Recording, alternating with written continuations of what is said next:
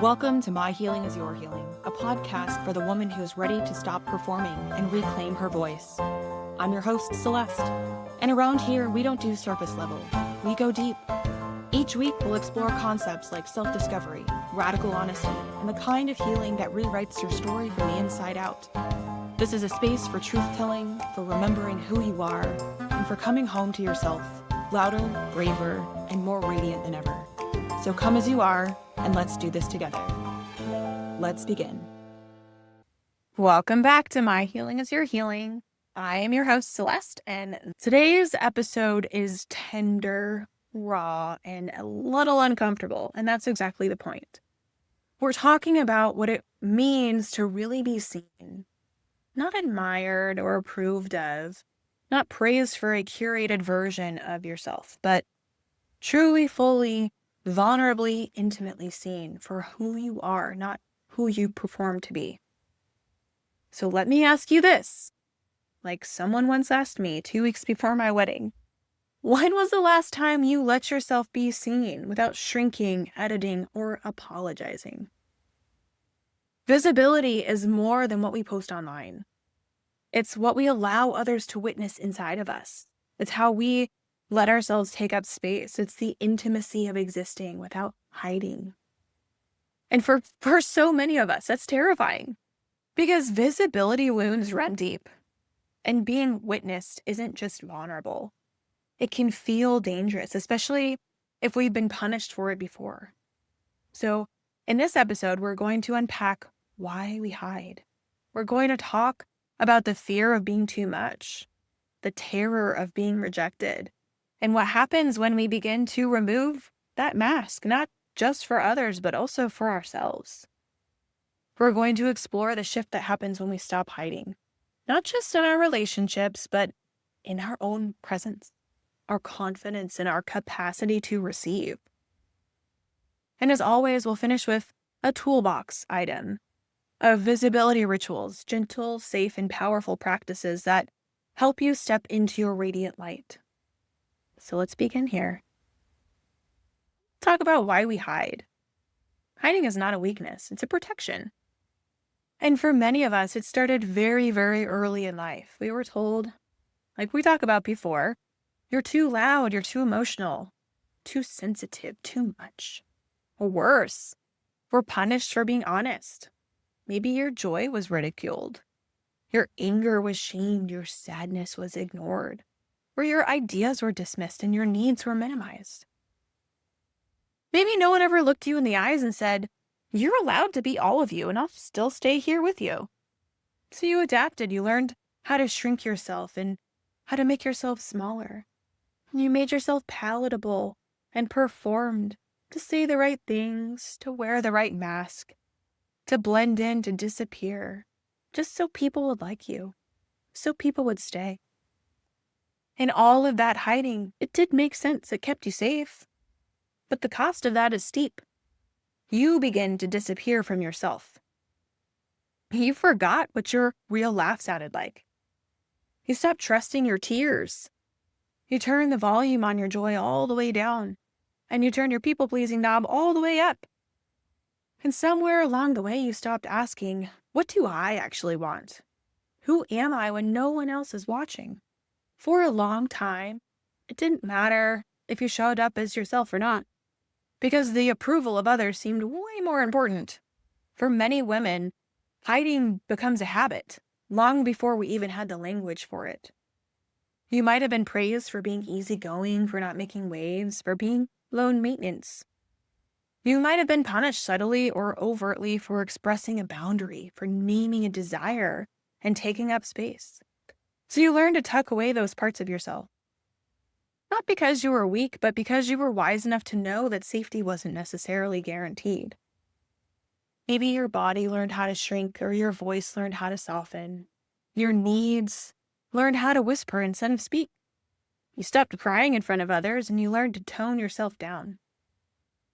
And slowly you became this curated version of yourself, even to yourself.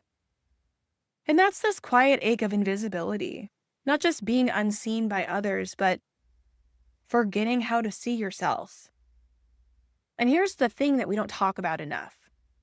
Being seen isn't about stage lights or Instagram. It's about being known deep down in your core. It's about looking in the mirror and saying, "This is who I am today," and not flinching. It's about sitting across from someone and telling the truth, telling your truth without performing it. Because visibility isn't just about showing up. It's about showing up as yourself. So, what does visibility actually even mean? Visibility is not about being seen by everyone. Not everyone needs to understand you to your core. Not everyone needs to be invited into your fullness. But visibility is about allowing yourself to be witnessed, truly in your fullness. Not about performance, it's about presence. It's crying in front of someone and not apologizing for it. It is saying, "I'm not okay," and letting that statement stand without having to rush to fix it or to soften it. And it's choosing to feel those feelings instead of trying to numb it away, to stay instead of fleeing. Visibility is wearing what makes you feel alive, not what helps you disappear. It's dancing alone in your living room because it brings you joy, not because someone might see you doing it. It's listening to your intuition and honoring it, even when it's inconvenient. And it's expressing your truth without needing it to be pretty or palatable or even understood by anyone. Visibility is about intimacy, not just with others, but with yourself. It's no longer hiding in the overthinking or overworking or overgiving. It's standing in front of the mirror and looking yourself in the eyes and saying, "This is me, and I love you, and I'm not turning away." Let's be honest. This kind of self-reclamation, it is terrifying because if you've experienced abuse, neglect, shame, or rejection, visibility can feel like standing on a cliff with no armor and no net. It's vulnerable, it's disorienting, and it feels unsafe. So we avoid it at all costs. We keep things light, we stay surface level. We don't speak first, we stay busy. We hide in our calendars and our caregiving and our inboxes. And we wear 50 different masks. We stay lonely. Because at least with that mask on, we know the rules. We know we're safe. At least here, we can predict the outcome. We're loved, at least for the curated version of us. And if we take that mask off, what then? Let me tell you a quick story.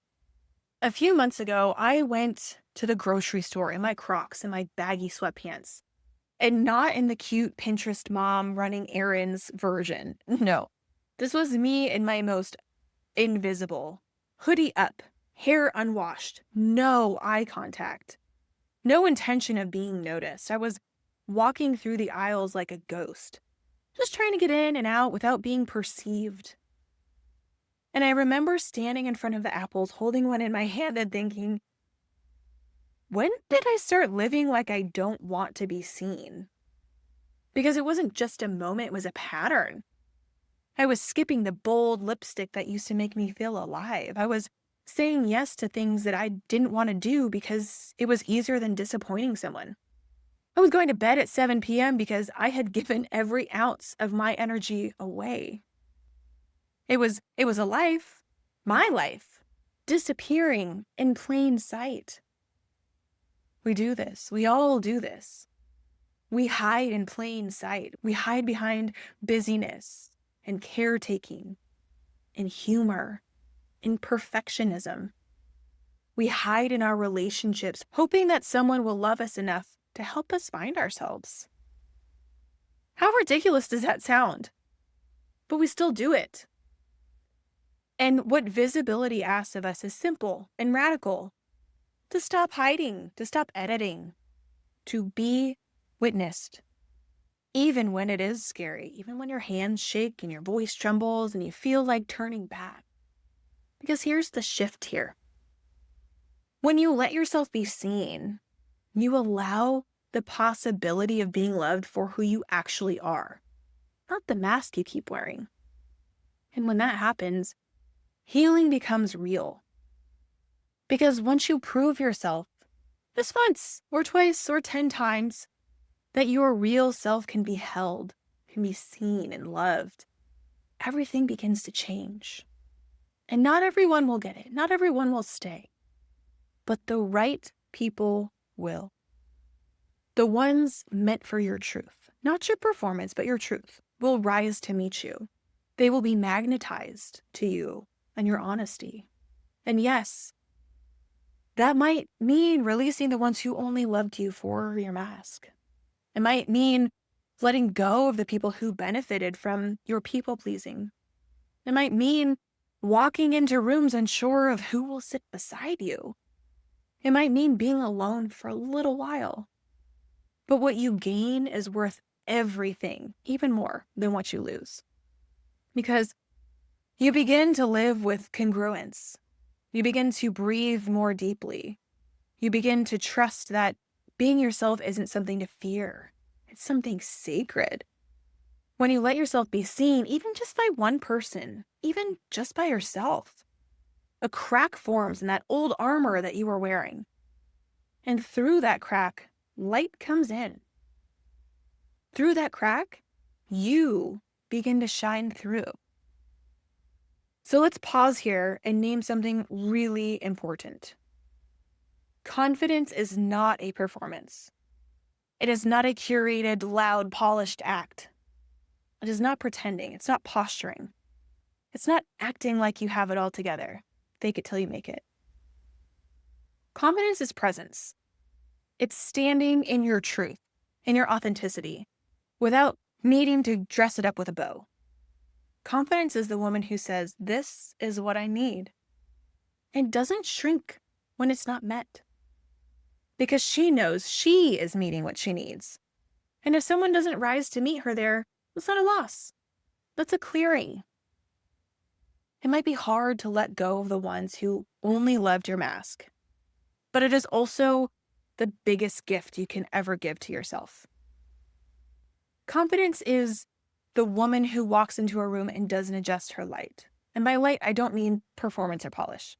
I mean the radiance of someone who trusts herself. She doesn't wait to be validated. She doesn't apologize for taking up space. She's not perfect, but she is anchored. So confidence is not pretending that you're not scared, but it's choosing to do the thing anyway. It's choosing to speak anyway. It's choosing to show up, even if your voice shakes. Because this is your truth.